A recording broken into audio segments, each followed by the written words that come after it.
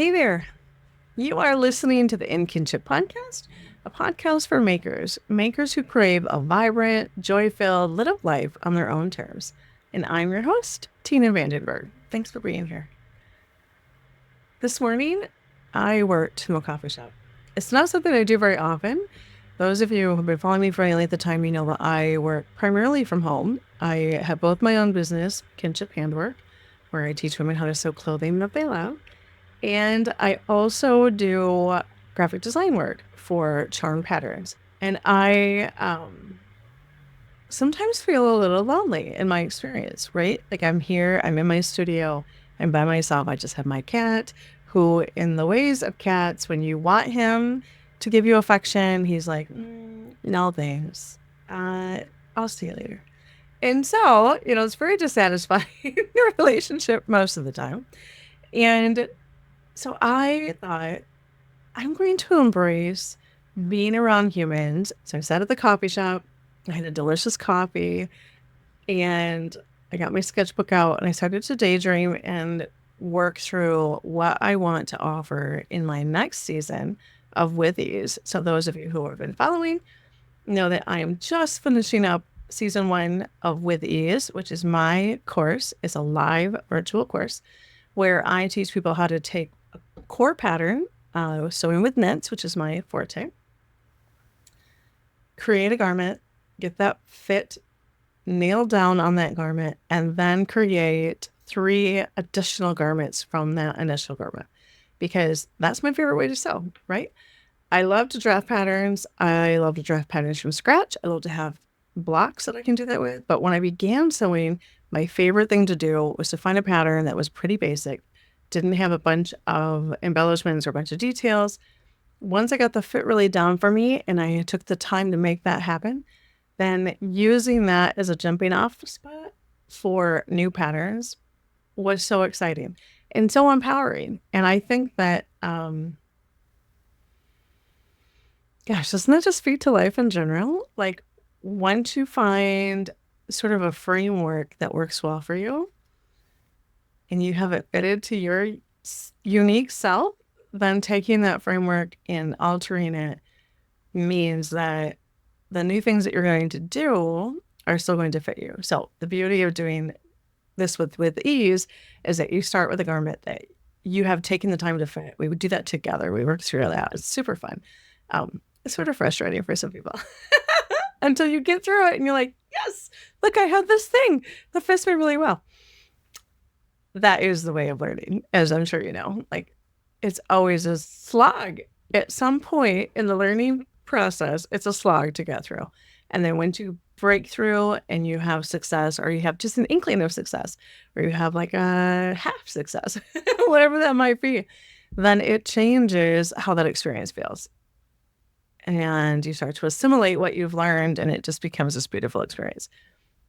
Anyway, so we take the pattern, you get it fitted, and then we use that to create different garments, changing different elements. So in this series the workshops that I teach, we do typically dresses, but we do 1 basic dress and then 3 more designs. Anyway, that has been so much fun. And I have so thoroughly enjoyed the way that the ladies in this course have just stepped up and worked through things that can be a hurdle. Like, all the things come up when you're learning something new, right? All of the thoughts of, I'm not good enough, I'm not going to get this, it's not going to work out. You start to like spiral and spin into, I don't know what to do next, I can't do it. Even if you just saw all the steps presented to you, we have this way of blocking ourselves and keeping ourselves small so that we don't fail, right? But the beauty of doing something like this with a group of people is that you do have the support, and we have to remember that learning is a journey. And if you just step into the next step as they come along, you're going to end up with something amazing. And at the very least, you'll have learned something beautiful. And so, as a side note here, I do encourage you, when you're learning something new, and if you start to get overwhelmed, you start to get that feeling of, oh my goodness, I can't do this, or that paralysis that comes from not knowing all the steps that you need to do, I just encourage you, just take the next right step, which of course is like the best advice we could possibly get about life in general, right? Just take the next right step. We don't have to know how it's all going to end up. And that the same is true with making something. Like, how many times have you, um, well, there's just so much beauty to getting in the flow and allowing the problem in front of you to present itself and to say, all right, so here's this. Well, what if I went in this direction with it and then try that out? And if that's not working, then like shift over here and try this out. Like, to give it all of that space to work through is such beauty. And so this morning, I found myself in a coffee shop, and I love going to the coffee shop. I'm not as effective as I think I'm going to be, really, ever. But this time, I try to work with my own framework and understand who I am, because you know that for me, part of the joy process is truly understanding what works well for me, what doesn't, and who I am. So I try to work with who I am and know that I'm probably not going to get deep into a bunch of writing or something like that on my computer, because I am there. I'm not by myself. It's this opportunity to just be in the presence of other humans, which feels great to me from time to time. And so I brought out my sketchbook and I thought about the second season of With Ease and how I wanted that to progress. And I'll tell you the truth. I'm staring at this blank canvas and I'm like, I don't know. I don't know what I should make. I don't know what the dresses should be or what the garments should be. I don't know how to proceed. I sort of knew what I wanted to start with as far as the core pattern, but I didn't know the elements of the dresses I wanted us all to do. And so I just began, right? But I had to get past that first. I had to get through that hurdle first and be like, whew, just begin. Just start sketching something. It's just like cutting into your fabric. Like, if it doesn't work out, it doesn't work out. No big deal. Like, do something different. Use the fabric for something else. Make a tank top because now you don't have enough for a whole dress. Whatever that might be. Or chalk it up to, hey, I tried this and it worked, or it didn't work. Whatever the answer is. It's really about the process, you know? And so I'm sitting there and feeling overwhelmed by that blank canvas. And then I'm like, all right, I'm just going to sketch the basic dress. I know what that looks like. So I think I want to start out with a raglan style is what I decided. So I sketched that out, and then I started thinking about, all right, well, what elements would be fun? And I've really been into the idea of working with texture. We played with that a little bit at the retreat that I had this past fall on Mackinac Island, but it's something I want to do even more of, because one of the beautiful things about making something is the ability to slow it down, right? And not just get like, you've got 6 seams, you're going to sew your 6 seams, you're going to be done. Like, I want to slow down my own practice, and I think that others are craving this slowing down as well. And I want to experiment, and I want to take the time to make something extra special. And that doesn't necessarily mean that it's extra perfect or it's extra, I guess perfect is the word I want, but that it has an extra element to it. So whether that's I've taken the time to draft and create something that's a little different than I normally would have, or I'm working with structure or with texture. So specifically, I've been really craving some Pentex. I also just got this book. I don't have it in front of me. Actually, I do. It's holding my computer up right now. It's a book about smocking and all different ways to smock fabric. And I thought, I really want to do some experimentation with smocking and knit fabrics and see what I can achieve with that. Several years ago, I did some stitch lines at the small of my back on a t-shirt dress that I had made. So it was a knit fabric, which is what I wear and what I sell and what I teach. Definitely my area of expertise. And I sewed this crisscross pattern on the small of my back on my dress. And it was so beautiful. And it took me, I don't know, 15 minutes. And I only say that because I did just tell you I want to slow down and do these big, beautiful elements. So like, time should not matter. But I just want to say, like, these things don't even take that much time, right? Like, it doesn't take that much time to add something a little special, a little extra to what you're doing.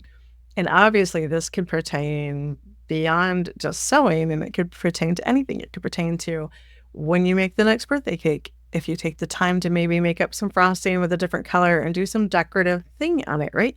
Some little way that you've made something extra special because you took a little more time and you did a little more experimentation and you were in your creative energy a little bit longer. So I've been doing this mindfulness course because I always love to learn. I'm an intrepid learner. I love to learn. And so I'm doing this mindfulness course. And part of that is talking about being present, right? And like bringing your awareness behind your eyes and being present, which is a really powerful visual for me. And when we get in our creative space, we're incredibly present. Like when we talk about being in the flow, that's what it is, right? And like imagine we could be in that presence all the time or as close to all the time as we can possibly be. Like what a beautiful experience that would be. And so I'm craving more of that in my life. I'm working for more of that in my life because as you know, I'm always striving for more joy and more ease and more wonder in my life, no matter what's happening, no matter what's happening in the political aspect, no matter what's happening as far as my health or my body or my financial situation or any of the other stressors that come in that are real. They're real stressors for certain. And I think it's important that we acknowledge them for what they are, but also have a strong core that is connected to something deeper than that because things have a way of working out. They just do. And I think that when we have a deep sense of that belief, like I have a great example for you, actually. I have some friends that had some trouble with their landlord last year. And they, even though they had lived in this house and rented from this landlord for 11 years, they got evicted and they were devastated. And in our area of Northern Michigan, rentals are few and far between. And so they found themselves homeless for the summer and lived in a camper. And we're incredibly stressed, as you might imagine, like just like life had just taken this crazy turn and they did not have any options to figure out how to change it. But they decided to one, embrace the experience of just, we're going to camp for the summer. And I don't know what the winter's going to bring. And winters in Northern Michigan are quite cold and snowy, but they just lived in that moment as much as they could. That's not to say they didn't have moments of spiraling and fear and sadness and all of that, but they lived in that moment of like, it's all going to be okay. And sometimes you just have to keep telling yourself that, right? Like, it's going to be okay. It's all going to be okay. And ultimately, you're going to still live the next bit of time until maybe something happens that makes it better. So why not attempt to live that period of time in as much joy as you can? Because that period of time is going to pass no matter what. The only thing that you can change is how you feel about things and how you feel about your life. And I think that definitely this is a lesson I have learned and continue to learn in my own life. So these friends of mine had this really beautiful way of trying to approach this and embrace the fun of camping for the summer and into the fall. And then I ran into them. I hadn't seen them in a while. I ran into them and I was asking them what was happening. Did they find a rental yet? Because they've been searching. And the man said, actually, we found a house to buy. And he's like, and our offer just got accepted and we're going to move in hopefully before Christmas. And I thought, what a beautiful thing, right? Like this isn't quite how everything always works out, but I have found in my own life, and I bet you have something similar, that it happens more often than it doesn't, that something beautiful comes out of every circumstance in some capacity.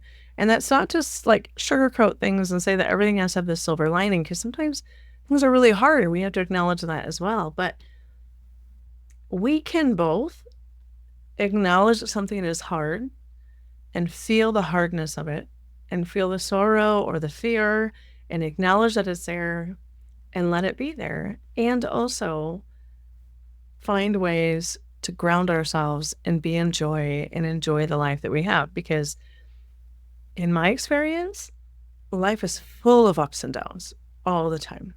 And even when you're on the up and everything's going beautifully and you are about to move into the house, there's inevitably something that's going to bring things back down, if you will.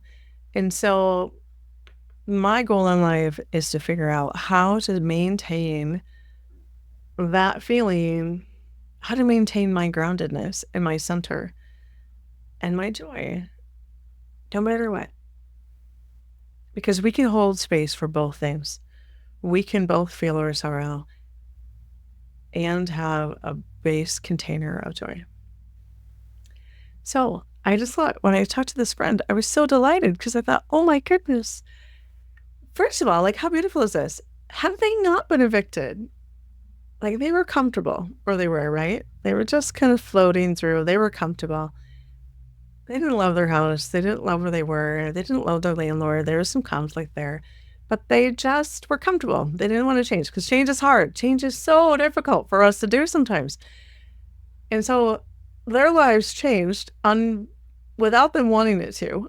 And then life was incredibly stressful because they were in all this uncertainty. What was going to happen? Where were they going to be? There was no security in that. And I can completely understand that fear of security as far as like your basic safety.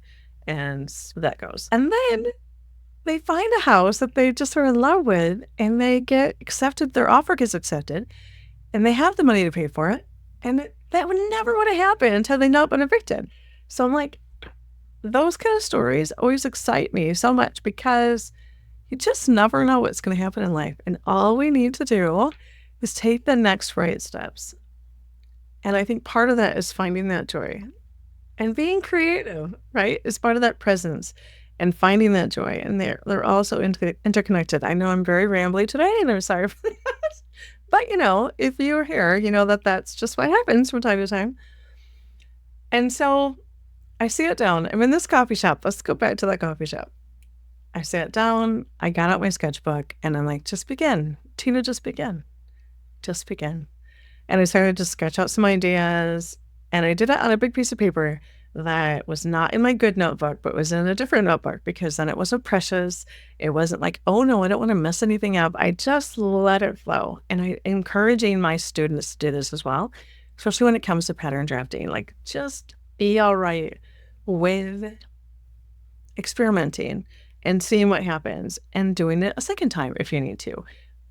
Tweaking what needs to be tweaked and continuing on, because that is just going to bring you so much satisfaction and so much joy. You're going to learn so much from it that you wouldn't have learned had you done one iteration and been like, I'm never doing this again. I'm doing it once, so it better be perfect. Because how many times does that happen? Like, it just doesn't. How many times have you made something and you think, okay, next time I'm going to do this, this, and this? Like, for dinner. How many times for dinner have I been like, this is really good, but I'll bet you if I added a little of this and a little less of that, it'd be even better. Like, I think that's the beauty of the human experience, right? Is that we are continually looking for ways to improve what we're doing. And I think if we can do that from an energy of what I have now is good, and it's good, it's lovely, and still I can do something a little different or a little better. I can improve it a little here. I can tweak it a little there. So that energy, I think, is what we need to have instead of that idea of, I have to improve this because I have not done it perfectly, and this sense of lack or this sense of scarcity or this sense of unworthiness. Like, that's not bringing us joy, and that has no place in our lives.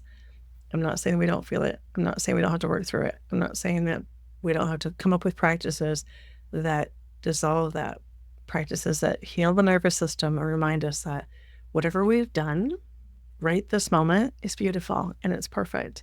And still, it's exciting to try for a little bit better. It's exciting to tweak it and to fine tune it and to spend a little more time creating this beautiful aspect, or spend a little more time creating texture in your garment, whatever that might be.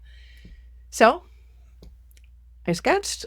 I did it on paper that was not precious to me. Like, right? We come up with these tools, these ways of knowing, like, this is going to take down one hurdle for me, because that's sometimes all it takes. And I sketched it out and I came up with like 6 designs. And I'm like, all right, Taylor, you need to have 3. So then I started to fine tune it. And I always love a problem that has parameters. So like, I know that for each of the designs, I want to teach different pattern drafting techniques. So like, that automatically gives me a little bit of a problem to solve as I'm working through it, which is super fun. And so I went through and I've come up with, I think I've fine-tuned exactly what I want the 3 projects to be. And I'm really excited about it. And then I'm like this, I'm like, well, maybe I'll do this one as a bonus and that one as a bonus. And I'm like, just relax, right? Let's just keep it simple so that people can dive into the depth of what they're doing and not the quantity, right? Because the quantity isn't going to bring them kind of peace and ease and joy that I'm striving for in my life and that I'm striving to share in life in general. So that was a super fun start to the morning. There's so much power in just beginning, putting one step in front of the other, and so much beauty in like, if you don't know where you're going, then you can go anywhere. And at the same time, if you have a few parameters, like if you're on a road trip and you're like, all right, well, I don't want to drive more than 5,000 miles, then that's going to limit down, right? It's going to condense and bring you through some kind of a process to get to exactly where it needs to be in that moment. And so, yeah, that was really exciting today to work through that and to be reminded of the process of creation and how creation is such a sense of presence. In fact, at the coffee shop, this gentleman came over to me and he's like, you look like you are having just the best time. And I'm like, I am. What I want to leave you with today, after all this rambling, is just begin. Take the time to get into your creative flow because it creates so much joy and peace in your life. And take the next right step because you never know where it'll take you. All right. Thanks for listening. I'll see you next time.